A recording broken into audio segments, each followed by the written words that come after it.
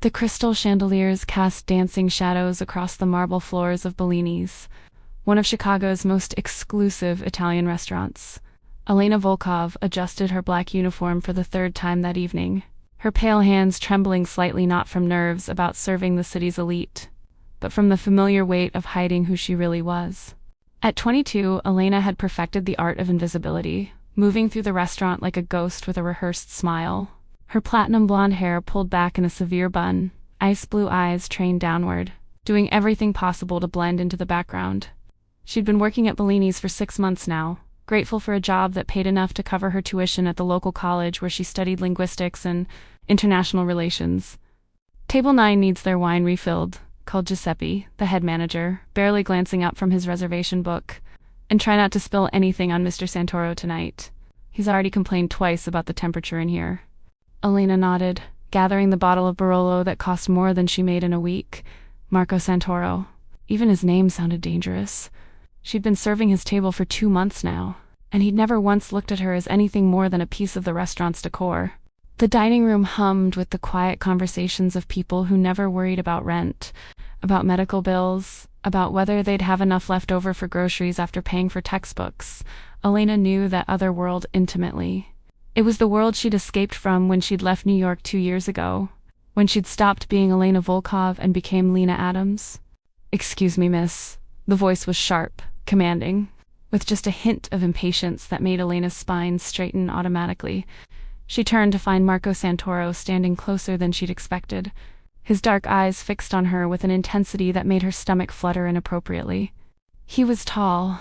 She had to tilt her head back to meet his gaze, with jet black hair that looked like it had been styled by someone who charged more per hour than Elena made in a day. His suit was immaculate, definitely Italian, unmistakably expensive. "Your wine, sir?" Elena said softly, lifting the bottle slightly. She tried to ignore how the overhead lights caught the strong line of his jaw, the hint of stubble that suggested he'd been too busy for a proper shave. "Not for me." Marco gestured toward the elegant woman sitting at the table behind him. "My mother, she's been trying to get your attention for the past few minutes." Elena's gaze shifted to the woman, and her heart clenched. Signora Santoro was probably in her early 60s, with silver hair pulled back and a classic chignon and kind eyes that seemed to hold a universe of stories. She was making subtle hand gestures, her face lit with a hopeful smile. Without thinking, Elena set the wine bottle on the nearest table and approached Signora Santoro. "Good evening," she signed in Neapolitan Sign Language, her hands moving with practiced grace. "How may I help you?" The woman's face transformed with delight, her hands dancing as she responded, "Oh, how wonderful. I was hoping to compliment the chef on the risotto. It reminds me of what my grandmother used to make in Napoli years ago." "I'll make sure he receives your kind words," Elena signed back, genuinely smiling for the first time all evening. "Would you like me to ask him about the preparation? I believe he uses a special saffron blend from Sicily." If you're enjoying this story and want to see what happens next, please subscribe to our channel and let us know in the comments where you're watching from. Your support means everything to us as we continue bringing these stories to life. Behind her, Elena was vaguely aware that the entire restaurant had grown quieter, but she was focused on Signora Santoro's animated response about her childhood in Naples and how few people took the time to really communicate with her. "You're very kind," the older woman signed. "Most people just smile and nod when they realize I'm deaf. Your signing is beautiful. Where did you learn?" "I grew up with a deaf grandmother," Elena replied automatically, then froze as she realized what she'd just revealed. She'd been so careful to keep her past hidden, to build a new identity far from her family connections in New York.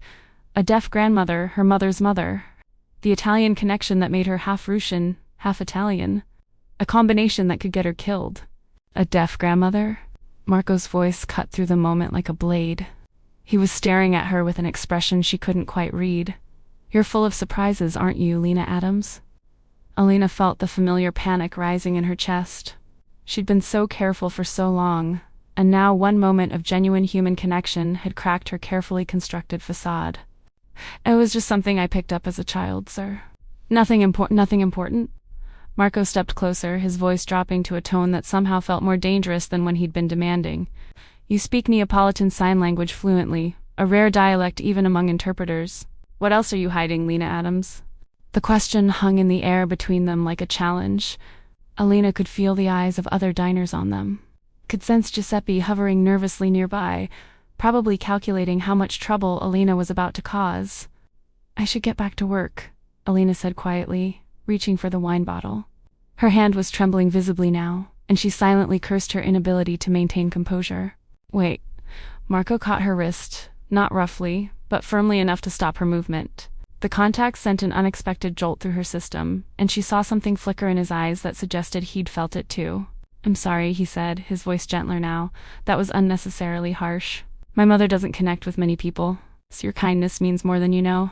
Elena's first instinct was to pull away, but something in Marco's expression stopped her. A flicker of vulnerability beneath the power and confidence. Your mother is lovely, she said softly, meeting his gaze with her ice blue eyes. She was telling me about her childhood in Napoli. 3 days later, Elena found herself unable to stop thinking about the interaction with the Santoros. She'd expected to be fired for drawing attention to herself, but instead, Giuseppe had handed her an envelope containing a generous tip and a handwritten note, Grazie per vadia mia madre. MS. The Tuesday evening crowd at Bellini's was thinner than usual, allowing Elena to catch her breath between tables. She was refilling water glasses when she felt it, that unmistakable sensation of being watched, raising goosebumps along her spine. Marco sat alone at his usual table, his dark eyes tracking her movements across the restaurant. Unlike his usual dining companions, serious men in expensive suits who spoke in hushed tones tonight, he was alone, almost as if he was waiting for something, or someone. Mr. Santoro would like to speak with you when you have a moment, Giuseppe whispered as he passed Elena, his tone making it clear this was not a request. And Lena, be careful. That family isn't known for their forgiving nature. With trembling hands, Elena approached the table, notepad clutched like a shield. Good evening, Mr. Santoro. How may I help you? Sit down, Elena, Marco said, using her real name deliberately, the name she hadn't heard spoken aloud in 2 years. His tone was polite, but left no room for refusal. I think we need to have a conversation about who you really are. The restaurant seemed to fade away as Elena sank into the chair, her carefully constructed world beginning to crack.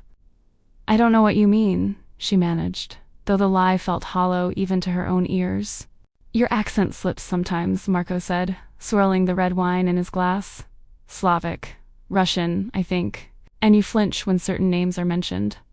Names like Volkov or Kozlov. Russian families with connections to my competitors. Fear coursed through Elena's veins, icy and paralyzing. How had he noticed these things? She'd been so careful, eyeing her hair platinum, changing her mannerisms, even the way she walked and dressed. I'm just a waitress trying to get through college. A waitress who speaks fluent Neapolitan sign language? A rare dialect even among interpreters? Marco leaned forward, his voice dropping to an intimate murmur.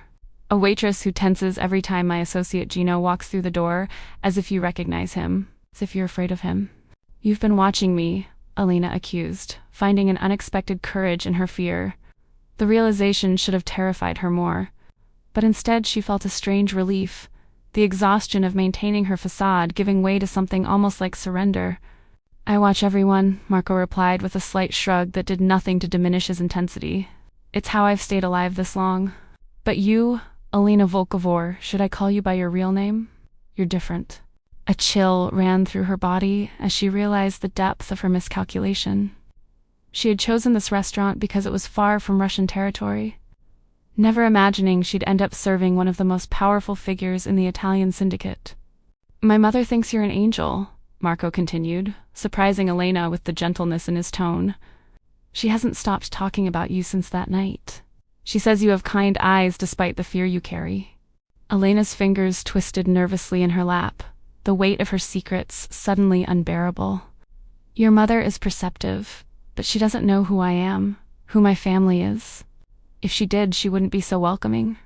She knows more than you think, Marco said cryptically, his dark eyes studying her with uncomfortable intensity. The question is, what are you doing here? Serving tables at a restaurant frequented by your family's business partners? Outside the restaurant window, rain began to fall, streaking the glass and blurring the city lights into watercolor smudges. It matched Elena's blurring reality, the clear lines between safety and danger washing away with every word exchanged. "I'm not what you think," she whispered, her voice barely audible above the restaurant's ambient noise. "I left that life. I'm not part of my family's business. I never was." Marco's laugh was surprisingly gentle, almost sad. No one ever truly leaves Elena, especially not a Volkov. Especially not the daughter of Viktor Volkov, whose partnership with my family is worth millions. Elena felt the blood drain from her face. He knew everything. My father disowned me 2 years ago when I refused to marry into the Petrov family to cement their alliance. As far as he's concerned, I no longer exist. Recognition flickered in Marco's eyes, followed by something that might have been respect. "So you chose exile over being a pawn in their game. Brave. Foolish, but brave." "Not brave enough," Elena countered, thinking of the night she'd fled, taking nothing but a backpack and the guilt of abandoning her younger siblings. "I should have done more to protect my brother and sister before I left." A muscle twitched in Marco's jaw, the only indication that her words had affected him. "Your younger brother, Alexei, he's safe. My people have been keeping an eye on him at college in Boston." Elena's head snapped up, shock and confusion warring on her face. "You've been watching Alexei. Why would you?" Her question died as understanding dawned, cold and terrifying. "You've been using him to find me." "Initially, yes," Marco admitted without apology. "But something changed 3 months ago. Your father's right-hand man, Dmitry Kozlov, made a move against the boy. We intervened. The restaurant suddenly felt too small, the air too thin." Elena struggled to process what Marco was telling her, the implications sending her mind spinning in dangerous directions. "Dmitry wouldn't. He's been loyal to my father for decades." "Loyalty changes when power shifts," Marco said, his eyes never leaving her face. "There's been talk that your father is losing his grip, that Kozlov has been making deals with the Italians behind his back. Deals that don't include Viktor Volkov." Outside, a black SUV pulled up to the curb, its windows tinted against prying eyes. Marco glanced at it briefly before returning his attention to Elena. "Your family is imploding, and the fallout is going to be catastrophic for everyone involved." Elena felt sick, her carefully constructed new life crumbling around her. "Why are you telling me this? What do you want from me, Marco?" "Because my mother likes you," he said with a wry smile that didn't reach his eyes.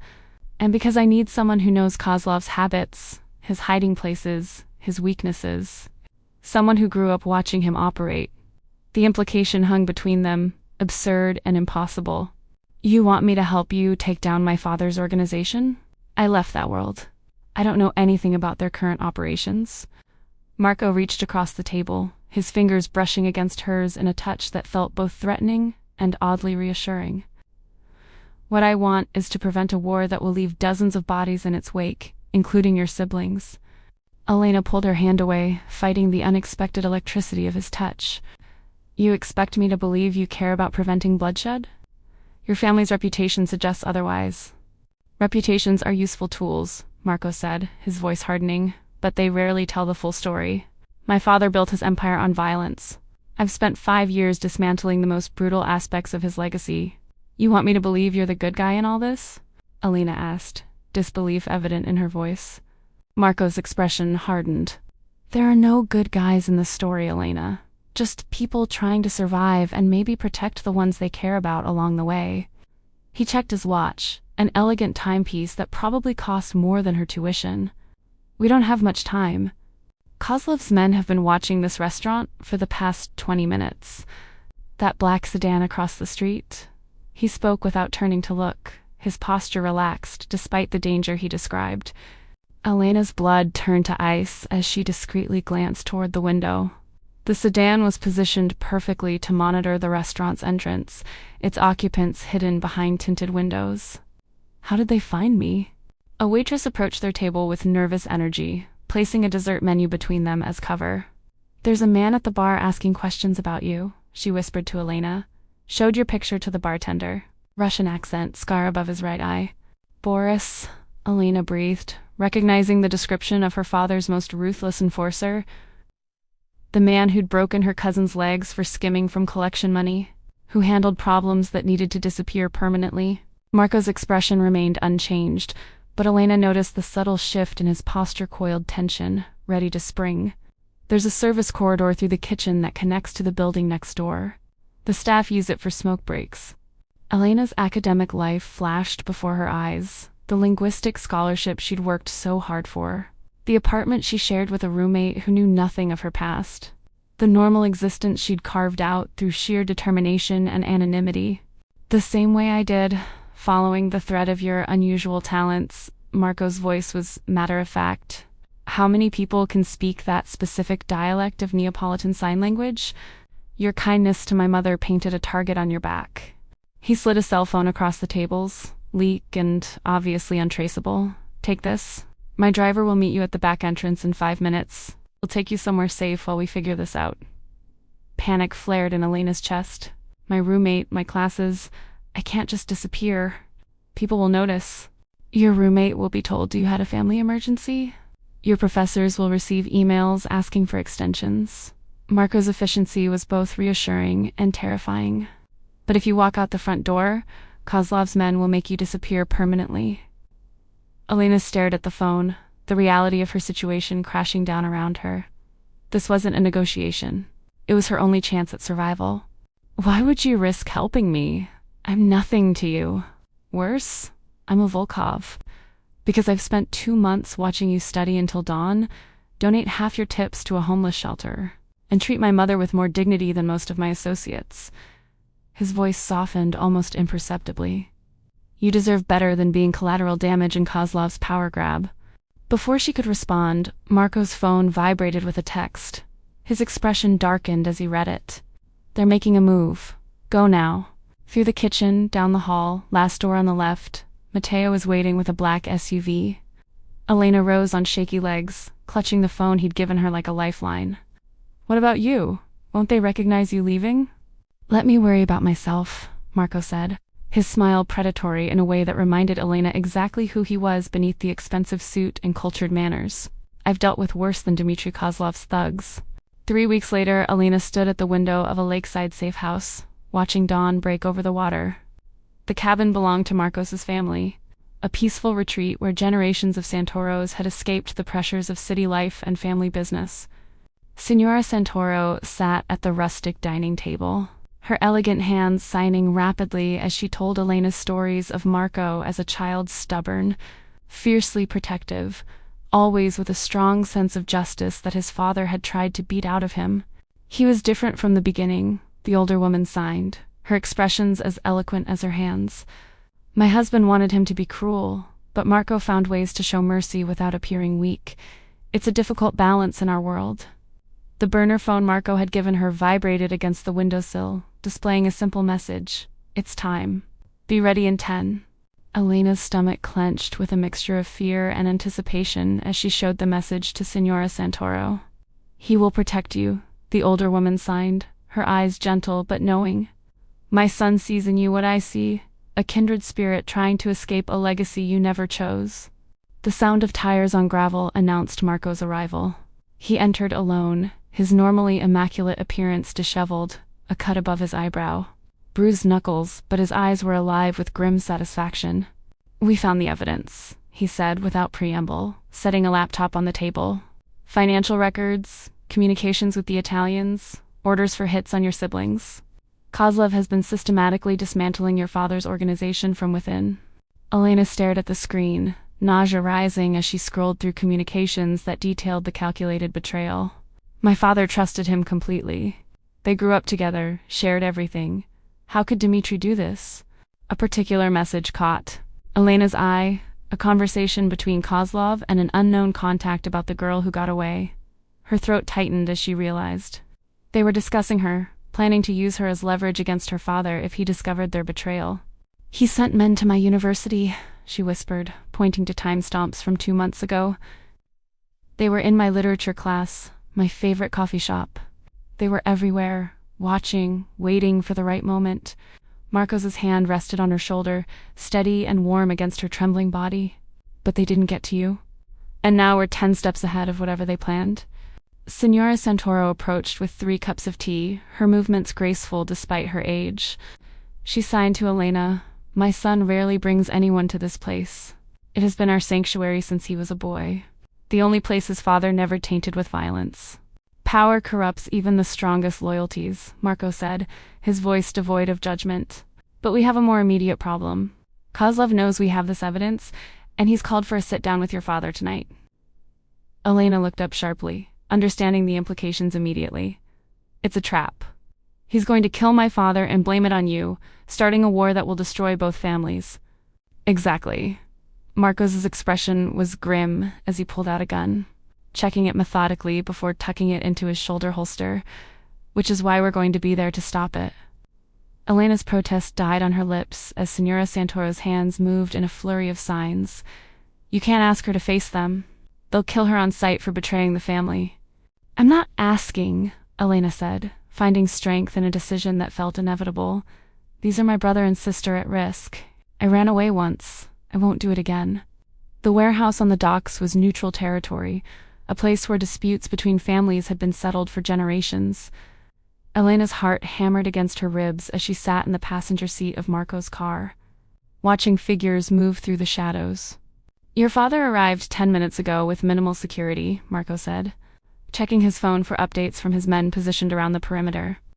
Kozlov is inside with 6 men, more than necessary for a peaceful meeting.